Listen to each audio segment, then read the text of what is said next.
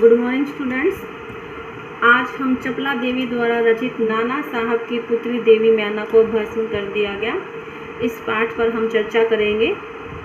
लेकिन पाठ के सारांश को समझने से पहले हम चपला देवी जी के बारे में जान लेते हैं। चपला देवी जी द्विवेदी युग की लेखिका थी। स्वतंत्रता आंदोलन के दौरान पुरुष लेखकों के साथ साथ अनेक महिलाओं ने भी अपने अपने लेखन से आज़ादी के आंदोलन को गति दी। उन्हीं में से एक लेखिका चपला देवी भी रही हैं। कई बार अनेक रचनाकार इतिहास में दर्ज होने से रह जाते हैं, चपला देवी भी उन्हीं में से एक हैं। आप सभी को पता है कि सन 1857 की क्रांति, जब हम इस क्रांति का नाम सुनते हैं तो हमें बहुत सारे देशभक्तों के नाम एकाएक याद हो जाते हैं। उन्हीं में से हमारे विद्रोही नेता दूधूपंत नाना साहब की पुत्री बालिका मैना आज़ादी की नन्ही सिपाही थी, जिसे अंग्रेजों ने जलाकर मार डाला। बालिका मैना के बलिदान की कहानी को चपला देवी ने इस गद्य रचना में प्रस्तुत किया है। यह गद्य रचना जिस शैली में लिखी गई है उसे हम रिपोर्टाज का प्रारंभिक रूप कह सकते हैं। तो आइए अब हम शुरू करते हैं पाठ के सारांश को। नाना साहब की पुत्री देवी मैना को भस्म कर दिया गया चपला देवी द्वारा रचित रिपोर्टाज है, जिसमें लेखिका ने सन 1857 के क्रांति के नेता दूधूपंत नाना साहब की पुत्री मैना का वर्णन किया है। तो नाना साहब की पुत्री मैना को अंग्रेजों द्वारा जलाकर मार डालने का हृदय स्पर्शी वर्णन किया गया है। कानपुर में भीषण नरसंहार करने के बाद अंग्रेजों की सेना ने बिठूर जाकर नाना साहब का राजमहल लूट लिया। इसके बाद उन्होंने तोप के गोलों से महल को भस्म करने की तैयारी की, तो महल के बरामदे में एक बहुत सुंदर बालिका आकर खड़ी हो गई। तो उस बालिका के साथ उन्होंने इतना अमानवीय व्यवहार किया कि उसे अग्नि में भस्म कर दिया गया। और उसी रोमांचकारी घटना का यहाँ वर्णन किया गया है। तो इसमें क्या बताया गया है कि कानपुर में भीषण हत्याकांड करने के बाद अंग्रेजों का सैनिक दल बिठूर की ओर बढ़ गया। बिठूर में नाना साहब का राजमहल लूट लिया गया, पर उसमें थोड़ी बहुत ही संपत्ति अंग्रेजों के हाथ लगी। इसके बाद अंग्रेजों ने तोप के गोलों से नाना साहब का महल भस्म कर देने का निश्चय किया। सैनिक दल ने जब वहां तोपें लगाई, उस समय महल के बरामदे में एक अत्यंत सुंदर बालिका आकर खड़ी हो गई। उसे देखकर अंग्रेज सेनापति को बड़ा आश्चर्य हुआ, क्योंकि महल लूटने के समय वह बालिका कहीं भी दिखाई न दी थी। तो इसमें नाना साहब जब भागकर चले गए थे तो वो हड़बड़ाहट में अपनी बेटी मैना को ले जाना भूल गए थे, और उनकी इसी गलती की सज़ा उनकी पुत्री मैना को भुगतनी पड़ी। तो जब उनके महल की तलाशी ली गई, तब तो अंग्रेज सेनापति को वहाँ कुछ भी नहीं मिला था, और तभी उस समय एकाएक वो लड़की वहाँ पर प्रकट हो गई। उस बालिका ने बरामदे में खड़ी होकर अंग्रेज सेनापति को गोले बरसाने से मना किया, क्योंकि वह अपने उस महल को बचाना चाहती थी। तो उसका करुणापूर्ण मुख और अल्पवयस होता है कम आयु को देखकर सेनापति को भी उस पर कुछ दया आई। सेनापति ने उससे पूछा, क्या चाहती हो? तो बालिका ने शुद्ध अंग्रेजी भाषा में उत्तर दिया, क्या आप कृपया कर इस महल की रक्षा करेंगे? सेनापति ने पूछा, क्यों, इसमें तुम्हारा क्या उद्देश्य है? तो बालिका ने कहा कि इस मकान को गिराने में आपका क्या उद्देश्य है? तो सेनापति ने कहा कि यह मकान विद्रोहियों के नेता नाना साहब का वास स्थान था। वास स्थान होता है रहने का स्थान, तो सरकार ने इसे विध्वंस कर देने की आज्ञा दी है। तो बालिका ने उस मकान को बचाने के लिए, देखिए बच्चों, कितने तर्क दिए। सबसे पहले वो क्या कहती है कि आपके विरुद्ध जिन्होंने शस्त्र उठाए थे वे दोषी हैं, पर इस जड़ पदार्थ मकान ने आपका क्या अपराध किया है? मेरा उद्देश्य इतना ही है कि यह स्थान मुझे बहुत प्रिय है, इसी से मैं प्रार्थना करती हूँ कि इस मकान की रक्षा कीजिए। सेनापति ने दुख प्रकट करते हुए कहा कि कर्तव्य के अनुरोध से मुझे यह मकान गिराना ही होगा। उन्होंने यह कहा कि भाई ये तो मेरा कर्तव्य है, मुझे अपनी जो ड्यूटी है वो पूरी करनी पड़ेगी। इस पर उस बालिका ने अपना परिचय देते हुए कहा कि मैं जानती हूँ आप जनरल हे हैं, आपकी प्यारी कन्या मेरी, मैं और मुझ में बहुत प्रेम संबंध था, यानी कि उन दोनों में बहुत गहरी दोस्ती थी। कई वर्ष पूर्व मेरे पास बराबर आती थी और मुझे हृदय से चाहती थी। तो अब जो बालिका है मैना, वो जनरल हे को बताती है कि आपकी जो बेटी मेरी थी वो मेरी बहुत अच्छी सखी थी, बहुत अच्छी दोस्त थी और उसकी मृत्यु से मैं बहुत दुखी हूँ, लेकिन मेरे पास उसकी लिखी हुई एक चिट्ठी अब तक है। तो यह सुनकर सेनापति के होश उड़ गए। उन्हें याद आ गया कि हाँ, यह तो नाना साहब की पुत्री मैना है और इनके घर तो हमारा आना जाना भी लगा रहता है। सेनापति हे कुछ क्षण ठहर कर बोले, हाँ, मैंने तुम्हें पहचान लिया कि तुम मेरी पुत्री की सहचरी हो, मेरी पुत्री मेरी की सहचरी हो, यानी कि उसकी दोस्त हो। किंतु मैं जिस सरकार का नौकर हूँ उसकी आज्ञा भी नहीं टाल सकता, लेकिन मैं फिर भी तुम्हारी रक्षा करने का प्रयत्न करूँगा। उसी समय प्रधान सेनापति जनरल आउटरम वहां आ पहुंचते हैं और उन्होंने सेनापति हे से कहा कि नाना का महल अभी तक तोप से क्यों नहीं उड़ाया गया।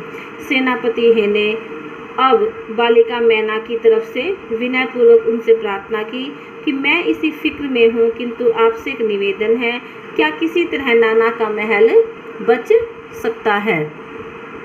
आउटरम ने उसे क्या जवाब दिया वो सुनिए। उसने कहा कि भी गवर्नर जनरल की आज्ञा के बिना यह संभव नहीं है। नाना साहब पर अंग्रेजों का बहुत अधिक क्रोध है। नाना के वंश या महल पर दया दिखाना असंभव है, यानी कि मुझे अपनी सरकार से यह आदेश मिला हुआ है कि नाना साहब की हर वस्तु को जला दिया जाए, यानी कि उसका नामो निशान मिटा दिया जाए। सेनापति हे ने कहा तो लॉर्ड कैनिंग, यानी कि जो उस समय के गवर्नर जनरल थे, को इस विषय का एक तार देना चाहिए। आउटरम कहता है, आखिर आप ऐसा क्यों चाहते हैं? हम यह महल विध्वंस किए बिना और नाना की लड़की को गिरफ्तार किए बिना नहीं छोड़ सकते। अब सेनापति हे के मन में उस लड़की के प्रति दया की भावना उत्पन्न हो गई थी। इसके बाद जनरल आउटरम ने नाना का महल फिर घेर लिया। महल का फाटक तोड़कर अंग्रेज सिपाही भीतर घुस गए और मैना को खोजने लगे, किंतु आश्चर्य है कि सारे महल का कोना कोना खोज डाला पर मैना का पता नहीं लगा। उसी दिन संध्या समय लॉर्ड कैनिंग का तार आया, जिसका आशय इस प्रकार था, यानी कि लॉर्ड कैनिंग ने अब अपने तार में क्या जवाब दिया था वो सुनिए। लंदन के मंत्रिमंडल का यह मत है कि नाना का स्मृति चिन्ह तक मिटा दिया जाए, इसलिए वहां की आज्ञा के विरुद्ध कुछ भी नहीं हो सकता। उसी क्षण क्रूर जनरल आउटरम की आज्ञा सेनानी साहब के सुविशाल राज मंदिर पर तोप के गोले बरसने लगे, यानी कि जनरल आउटरम ने आज्ञा दे दी कि नाना साहब के महल पर तोप के गोले बरसा दिए जाए और नाना साहब का जो महल वो एक ही घंटे में मिट्टी में मिला दिया गया। अब देखिए, अब यह जो खबर थी वो लंदन के सुप्रसिद्ध टाइम्स पत्र में 6 सितंबर को यह एक लेख में लिखा गया। क्या लिखा था कि बड़े दुख का विषय है कि भारत सरकार आज तक उस दुर्दांत नाना साहब को नहीं पकड़ सकी। अब यहाँ पर जो भारत सरकार है वो उस समय की तत्कालीन अंग्रेजी सरकार है, ठीक है, जिस पर समस्त अंग्रेज जाति का भीषण क्रोध है। यानी कि यह उनके लिए बहुत बड़ी शर्म की बात थी कि अंग्रेज सरकार जो है वो नाना साहब को गिरफ्तार नहीं कर सकी, उसे अभी तक पकड़ नहीं सकी। जब तक हम लोगों के शरीर में रक्त रहेगा तब तक कानपुर में अंग्रेजों के हत्याकांड का बदला लेना हम लोग न भूलेंगे। उस दिन पार्लियामेंट की हाउस ऑफ लॉर्ड सभा में सर थॉमस हे की एक रिपोर्ट पर बड़ी हंसी हुई, जिसमें सर हे ने नाना की कन्या पर दया दिखाने की बात लिखी थी, यानी कि उनका वहाँ मजाक उड़ाया गया। किसका? सर थॉमस हे का। हे के लिए निश्चय ही यह कलंक की बात है, जिस नाना ने अंग्रेज नर नारियों का संहार किया उसकी कन्या के लिए क्षमा, यानी कि ये उनका मजाक ये कहकर उड़ाया गया कि भाई अंग्रेजों के तो लोगों का नरसंहार किया गया और उसी की कन्या को आप बचाने के लिए इतना प्रयास कर रहे हैं। आपने अपना सारा जीवन युद्ध में बिताकर अंत में वृद्धावस्था में सर थॉमस हे एक मामूली महाराष्ट्र बालिका के सौंदर्य पर मोहित होकर अपना कर्तव्य ही भूल गए।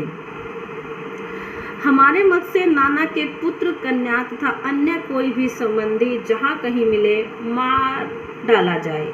नाना की जिस कन्या से हे का प्रेमालाप हुआ है उसको उन्हीं के सामने फांसी पर लटका देना चाहिए। यानी कि ये सब तर्क देकर जनरल हे का वहाँ मजाक उड़ाया गया। सन 57 के सितंबर मास में, यानी कि सितंबर मास में अर्धरात्रि के समय, यानी कि आधी रात्रि के समय चांदनी में एक बालिका स्वच्छ उज्जवल वस्त्र पहने हुए नाना साहब के भगना वशिष्ठ प्रसाद के ढेर पर बैठी रो रही थी।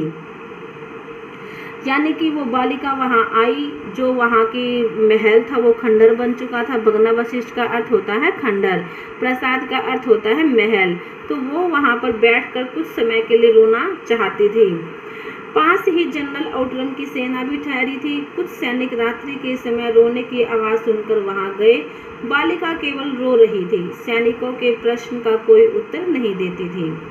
इसके बाद कराल रूपधारी जनरल आउटरम भी वहां पहुंच गया। वह उसे तुरंत पहचान कर बोला, ओह, यह तो नाना की लड़की मैना है। पर वह बालिका किसी और न देखती थी और न अपने चारों ओर सैनिकों को देखकर जरा भी डरी। यानी कि जो बालिका थी मैना, उसे बिल्कुल भी डर नहीं लगा अंग्रेजी सैनिकों का कि वो उसे पकड़ लेंगे, जिंदा मार देंगे। बस उसकी केवल एक ही इच्छा थी, और वो इच्छा क्या थी कि वो महल के ढेर पर बैठकर रोना चाहती थी। जनरल आउटरम ने आगे बढ़कर कहा, अंग्रेज सरकार की आज्ञा से मैंने तुम्हें गिरफ्तार किया। यानी कि मुझे अंग्रेज सरकार से आज्ञा मिली हुई है और मैंने तुम्हें गिरफ्तार कर लिया। मैना उसके मुंह की ओर देखकर आज स्वर में बोली, मुझे कुछ समय दीजिए जिससे मैं यहाँ जी भरकर रो लूं। यानी कि वो अपनी इच्छा को पूरी करना चाहती थी, लेकिन जनरल आउटरम ने उसकी इच्छा को पूरा न होने दिया। अब जनरल आउटरम ने क्या किया उसके साथ, उसने उसकी इच्छा को पूरा न होने दिया। उसी समय मैना के हाथों में हथकड़ी डाल दी और उसे पकड़कर कानपुर के किले में लाकर कैद कर दिया गया। अब क्योंकि मैना को जो सज़ा सुनाई गई थी वो फांसी की सज़ा सुनाई गई थी, लेकिन अंग्रेज सैनिकों ने क्या किया अब वो देखिए। उस समय महाराष्ट्रीय इतिहासवेत्ता महादेव चिटनविस के बाखर पत्र में क्या छपा, कल कानपुर के किले में एक भीषण हत्याकांड हो गया।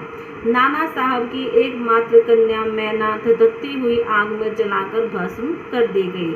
भीषण अग्नि में शांत और सरल मूर्ति उस अनुपमा बालिका को जलती देख सबने उसे देवी समझकर प्रणाम किया।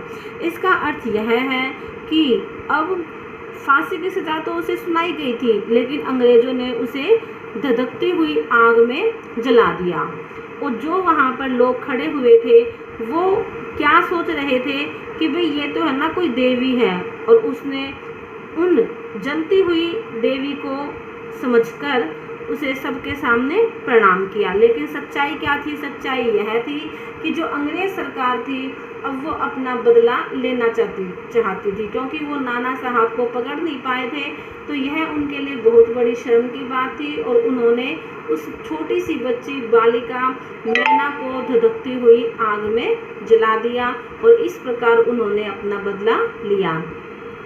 तो बच्चों, मैंने इस पाठ को अच्छी तरह से समझाने की कोशिश की है। अगर आपको ये मेरी वीडियो पसंद आती है तो आप इसे लाइक करना, सब्सक्राइब करना और कमेंट्स करना ना भूलें, क्योंकि कहा गया है कि अगर थोड़ी सी भी कोशिश की जाए तो पूरी कायनात आपकी उस कोशिश को, यानी कि जो आप चीज़ पाना चाहते हैं उसको मिलाने में वो जुट जाती है। तो मैं चाहती हूँ कि आप मेरी इस मेहनत का एक छोटा सा अंश बने, उसका हिस्सा बनिए।